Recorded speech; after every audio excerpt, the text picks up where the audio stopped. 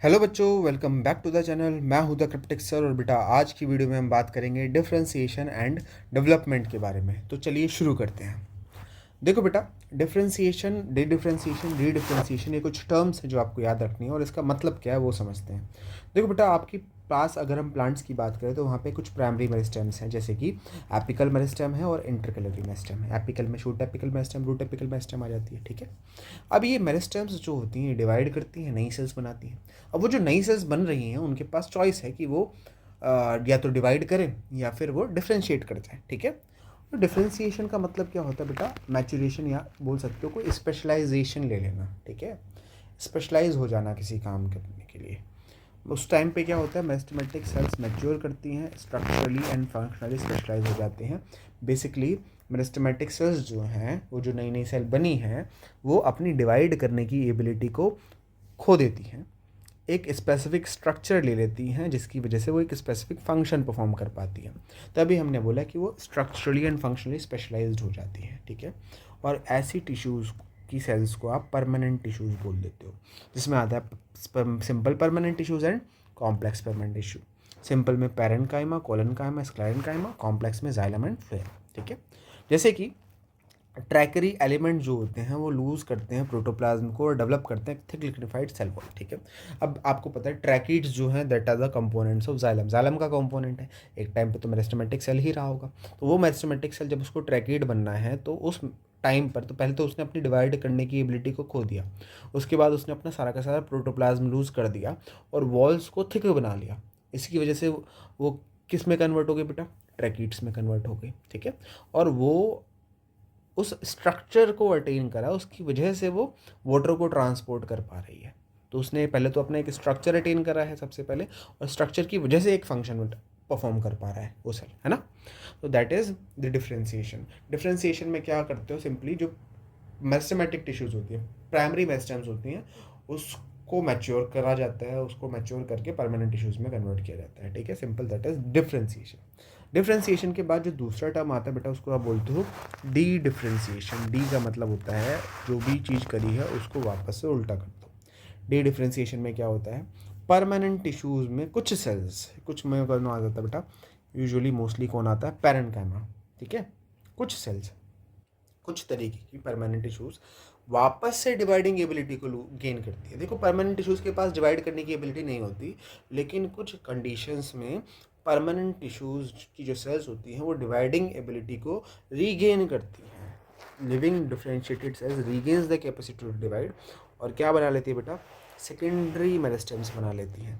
जैसे कि interfascicular cambium बना लेगी, कॉर्क कैम्बियम जिसको फेलोजन कहते हैं वो बना लेगा। ठीक है, जैसे कि डी डिफ्रेंसिएशन में क्या होगा बेटा, पैरेन्काइमा ही क्या बनाएगी, इंटरफेसिकुलर कैम्बियम बनाएगी, और पैरेन्काइमा ही क्या बनाएगा बेटा, कॉर्क कैम्बियम बनाएगा। जो कॉर्टेक्स वाला रीजन होता है उसमें जो पैरेन्काइमेटा सेल्स होती है वही कॉर्क कैम्बियम बनाती है बाद में जाकर। अगर आप डाइकोट स्टेम की बात कर रहे हो बेटा, तो डाइकोट स्टेम में भी जो पैरेन्काइमेटस वाला पार्ट होता है वही क्या बनाता है बेटा।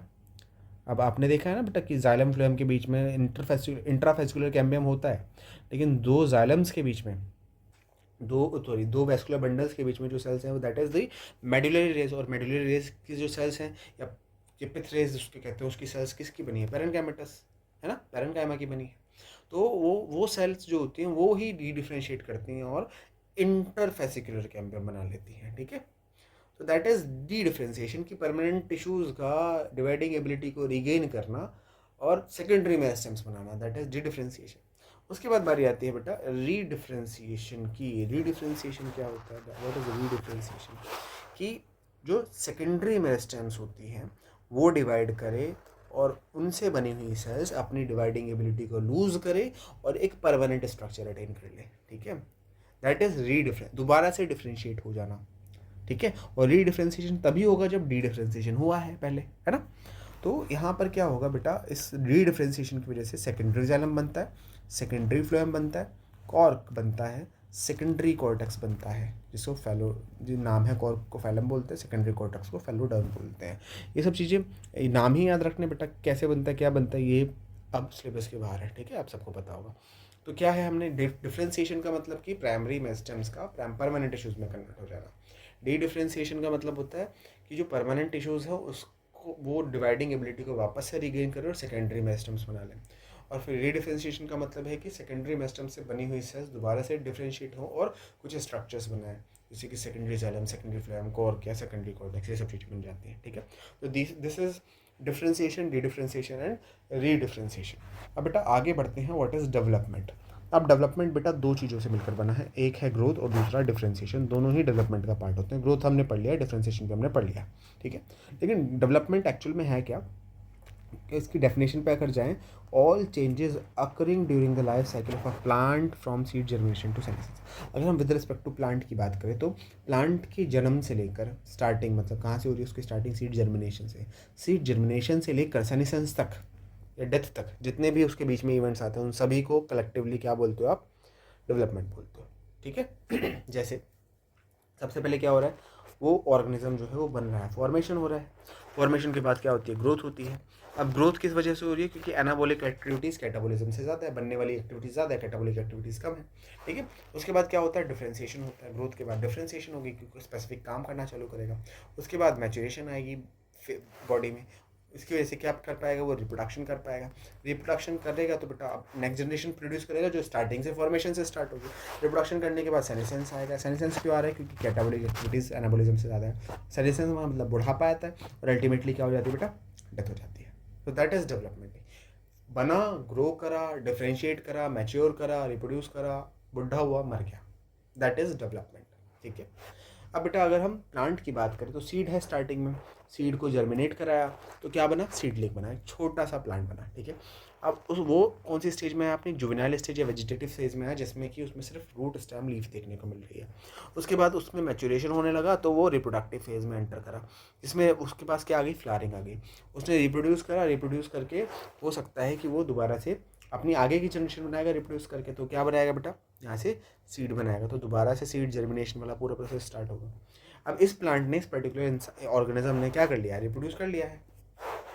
उसके बाद ये सेनेसेंस होगा, बुढ़ापा है और अल्टीमेटली क्या हो जाएगी बेटा, डेथ हो जाएगी इसकी। ठीक है, तो this was the plants life cycle, या प्लांट्स में डेवलपमेंट के में फेजेस कौन कौन से आते हैं। अब इसके बाद एक एनसीईआरटी में डायग्राम दे रखा है, इसका मतलब क्या है बेटा, कि मेरिस्टेमेटिक सेल्स दे रखी है यहाँ पर आपको। मेरिस्टेमेटिक सेल्स वो सेल्स होती है जो हमेशा डिवाइड कर रही होती है। ठीक है, अब मेरिस्टेमेटिक सेल्स जो हैं वो प्लाज्मेटिक ग्रोथ, अपना प्रोटोप्लाज्म का ग्रोथ कम कर रही है। ठीक है, अब अगर प्रोटोप्लाज्म का ग्रोथ उसने कंप्लीट कर लिया है तो बेटा वो सेल डिवाइड करेगा और डिवाइड करके और नई सेल्स बनाएगा, स्टार्टिंग में जो मेरिस्टेमेटिक ही होती है। ठीक है, अब यहाँ पर देखो कि प्रोटोप्लाज्मिक ग्रोथ उसने कंप्लीट नहीं करा है, एक तरीके से कंप्लीट कहाँ करता है, यहाँ पर, लेकिन यहीं पे इतना करके ही वो क्या हुआ है, डिसाइड करा है कि उसको अब और डिवाइड नहीं करना है। डिवाइड नहीं करना तो वो एक नया पाथवे ले लेगा, सेल साइकिल को एग्जिट करेगा। सेल साइकिल को एग्जिट करने के बाद वो सबसे पहले इलोंगेट करेगा, सेल इलोंगेशन फेज में जाएगा। ठीक है, उसके बाद वो डिफ्रेंशिएट करेगा। डिफ्रेंशिएट होने की वजह से वो क्या होगा बेटा, मैच्योरेशन फेज में जाएगा और अल्टीमेटली क्या बनेगी, एक मैच्योर सेल बनेगी। तो मेरिस्टेमेटिक सेल अगर प्लाज्मेटिक ग्रोथ कंप्लीट नहीं करता तो वो इलोंगेट होता है, डिफ्रेंशिएट होता है, मैच्योर होता है और मैच्योर सेल बना लेता है। मैच्योर सेल अपना जो भी काम करेगा करेगा, उसके बाद एक टाइम आएगा जब वो बूढ़ी होने लगेगी, अल्टीमेटली क्या हो जाएगा, उसका डेथ हो जाएगा। ठीक है, ये होता है किसी भी लिविंग और या प्लांट्स, अगर मेरिस्टेमेटिक सेल लिखा है तो प्लांट्स की बात कर रहे हैं। ठीक है, ये सेल के पास, सेल साइकिल में जा रहा है, घूम रहा है सेल साइकिल में। सेल साइकिल जब कंप्लीट कर रहा है तो नई सेल्स बनती हैं। वो नई सेल्स या तो एक और बार सेल साइकिल में एंटर करेगी या फिर सेल साइकिल को एग्जिट करके एक नया पाथ लेगी, जिसमें वो डिफ्रेंशिएट होगी, मैच्योर होगी, सेनेसेंस होगा और अल्टीमेटली क्या हो जाएगी बेटा, डेथ हो जाएगी। ठीक है, so this is how the plants life cycle work. अब आगे बात करते हैं बेटा, ये जो प्लांट्स में जो लाइफ साइकिल है या फिर डेवलपमेंट है वो इतना सीधा नहीं होता। ठीक है, बहुत टेढ़ा डेवलपमेंट है। कैसे, कि वहाँ पे एक कॉन्सेप्ट देखने को मिलता है जिसको आप बोलते हो प्लास्टिसिटी। प्लास्टिसिटी का मतलब होता है डेवलपमेंट, अपने आप को एक तरीके से चेंज कर लेना। ठीक है, अपने पैटर्न को चेंज कर लेना, दैट इज प्लास्टिसिटी। तो आप ये बोल सकते हो, it is the ability of the plant to follow different developmental pathway, कि एक प्लांट सिर्फ एक डेवलपमेंटल पाथवे फॉलो नहीं कर सकता, डिपेंडिंग ऑन कि कंडीशंस कैसे है उसके बेसिस पर वो अलग अलग डेवलपमेंटल पाथवे फॉलो करता है। और इसका एक एग्जांपल क्या है बेटा, एक एग्जांपल इसका है हेट्रोफिली। हेट्रो का मतलब डिफरेंट, फिली का मतलब लीफ। तो डिफरेंट तरीके की लीफ सेम प्लांट में पाई जाना, या तो अलग अलग लाइफ स्टेजेस में पाया जाएगा या सेम टाइम पर पाया जाएगा, ठीक है। अब ये हेट्रोफिली जो होती है वो दो तरीके की होती है, 2 टाइप्स की होती है।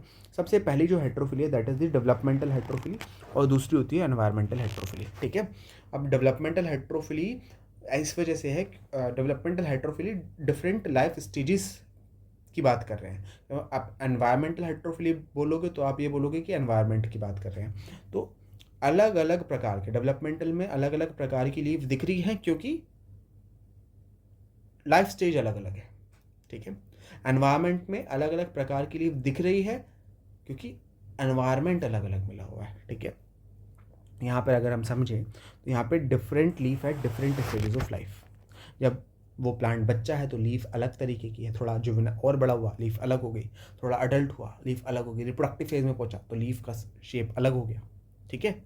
तो that is developmental hydrophily, development के डिफरेंट स्टेजेस में अलग अलग तरीके की लीफ होना। और ये होता है डेवलपमेंटल स्टेजेस के कारण। जैसे कि देखो यहाँ पर ये प्लांट है, जुवेनाइल फेज में ऐसा है, अडल्ट फेज में ऐसा है, दैट इज़ कोरिएंडर, ठीक है। अब बेटा जो एनवायरमेंटल हाइड्रोफिली है, एनवायरमेंटल हेट्रोफिली में different leaf at the same stage of life. Development में तो क्या होगा कि अलग अलग स्टेजेस पे अलग अलग प्रकार की लीफ देखने को मिलेगी। एनवायरमेंट में ऐसा हो सकता है कि सेम